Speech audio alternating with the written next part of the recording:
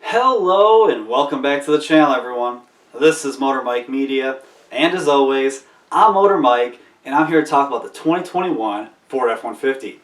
Now, all these images I'm using, well, the credit goes to Ford, they're their photos, but it's been all redesigned for 2021, and a lot of people don't realize it. Most people think it was just a mid-cycle refresh. No, I trust you, it's been fully redesigned. There's a lot to talk about, so let's get started. We'll start with styling in the front end. Now here's the place where most people realize there is a change. I think it looks great. It's nice, bold, chiseled look. I really like the headlights. On the lower trims, they'll be incandescent bulbs. As you move up the trim hierarchy, they become LEDs. The LED signature is really cool. It goes all the way around the light into the bumper, making giant C-clamps. From afar, you can't mistake it for anything else. I know a few people think it looks a little bit like the GMC Sierra, but when you have the vehicles side by side, you can tell there's still a very good difference. The cool thing about these front ends is the grille. And every trim has its own unique grille. And on some trims, even its own unique bumper.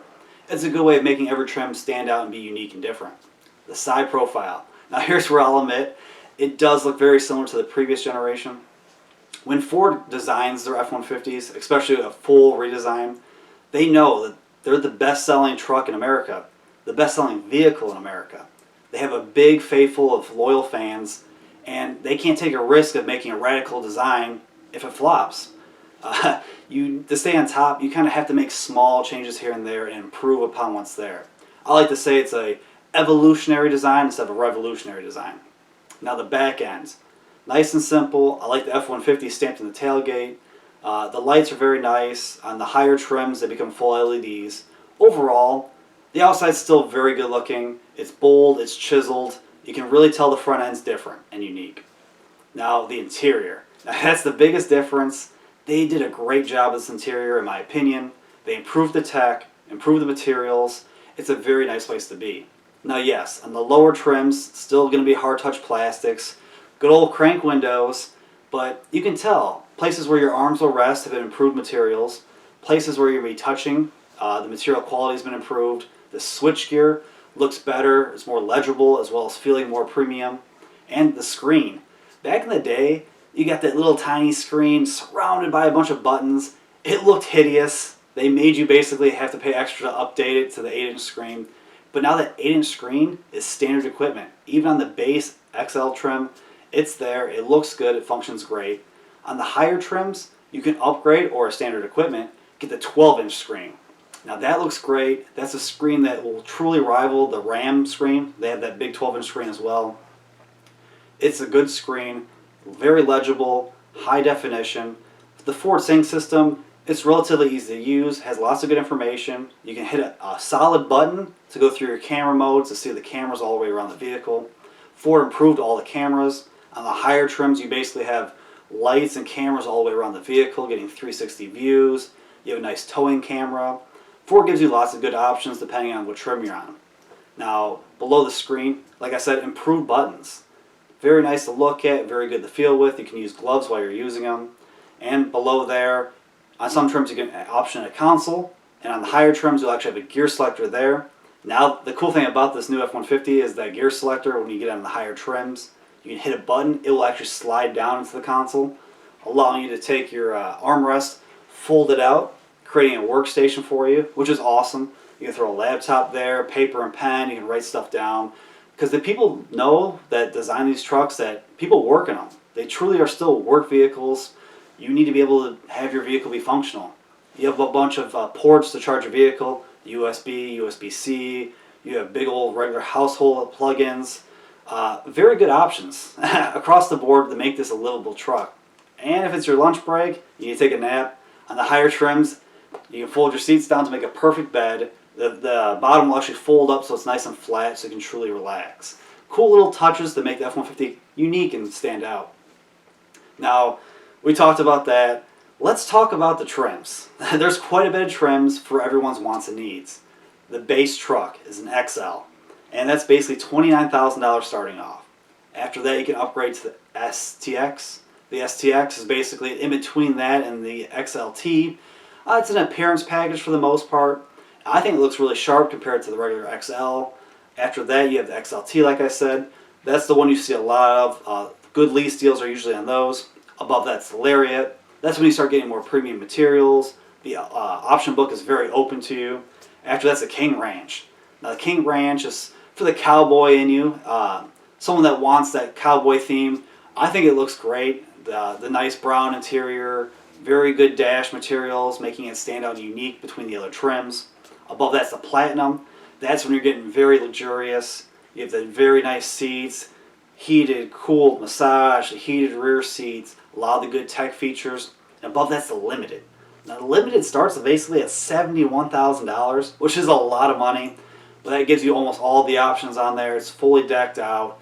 It's basically a rolling family room because you have the great seats that are quilted leather and all the good stuff. That's the one if you want the true luxurious truck.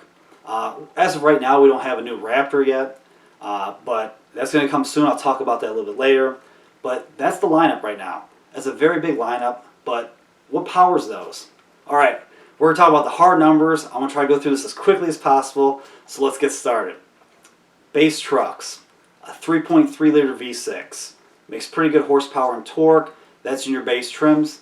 Above that, 2.7 liter EcoBoost engine. That's a great engine, small yet very powerful. Gets pretty good fuel economy as well. After that, you can get a 3 liter diesel engine. They added that a few years ago. Not a whole lot of people get it. You basically can get that on the Lariat trim and up. After that, you go to the 3.6 liter EcoBoost. It's a very good engine, very good horsepower and torque.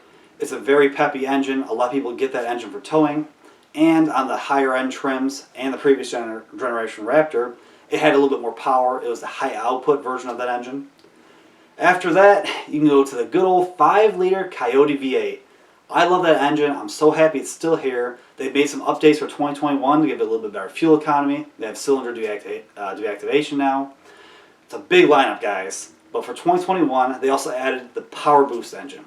That's the 3.5 liter EcoBoost paired to a hybrid system. That's the big talking point about this, a hybrid F-150. Now the hybrid F-150, you can get it equipped with all the plugins in the back. Basically, it becomes a generator on wheels. If the vehicle's running, there's a great amount of power you can put out. You can run tools in the back, saws, drills. All of your equipment can be ran from your F-150. It's a great thing. The F-150 is the only one that can do that right now. And we know eventually there's going to be an all-electric F-150. It's great to see that this is the first step. You have way more torque with this PowerBoost engine, I should say. It's very quick. It's smooth. It's awesome that you can get all these features to help power your work site. And that tailgate. I didn't mention this before with the styling, but when you fold the tailgate down, there's a ruler in the back, places to hold C-clamps, places to hold pens, tablets, things you can, places where you can charge your equipment, run your equipment. It's just a great workplace on wheels, basically. Also, they decided to add a Tremor package for this new F-150. Now, the Tremor package started with the Super Duty trucks. It's basically an off-road package above the FX4, below the Raptor, and then they added it to the Ranger. I actually made a video on that when I first started the channel about the Ranger and the Tremor package and all the goodies on there. If you want to watch that, you can after this. But it's cool to see it here in the F-150. Now, what does it actually give you? Well, basically, it's a 5.5 foot bed.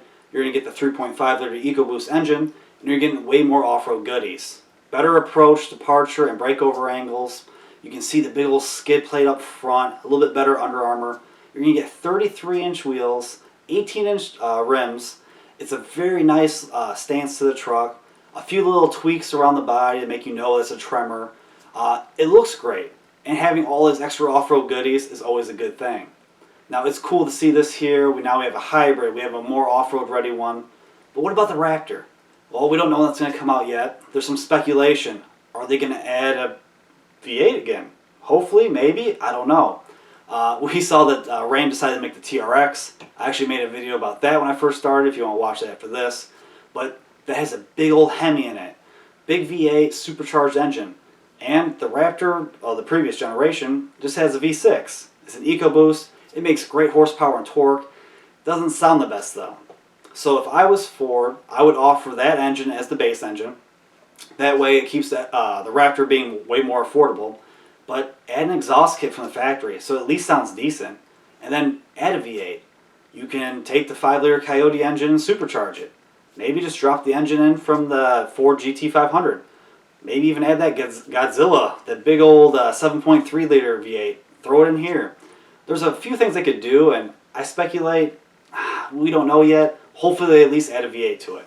Something that can compete with a TRX. Now, a lot of information here, guys. The F-150 is one of those vehicles that there's so many different options for it, so many different trims. That's why it's one of the best sellers. You can still get a regular cab, regular box. You can get an extended cab with the clamshell doors. You can get a 4-door with plenty of space on the interior. 5.5-foot bed, 6.5-foot bed, 8-foot bed. So many different configurations to suit your wants and needs. But let me know in the comments below. What do you think of the new F-150? Do you think the styling could have been better? And out of all the trims we talked about, what's right for you? Do you want something more affordable, more luxurious, maybe more off-road oriented? What do you guys think about this new PowerBoost engine? And are you excited for the potential new electric F-150 coming out soon and the Raptor? And if you haven't already and you want to, check out my channel. I keep trying to give you guys more and more content. We talk about cars, trucks, SUVs and crossovers, combustion engines and EVs. A little bit of everything. But as always, I truly appreciate you guys for watching. And please, like, comment, subscribe, hit that notification bell. That way you guys can stay up to date with the latest and greatest from my channel. And I'll see you all in the next one.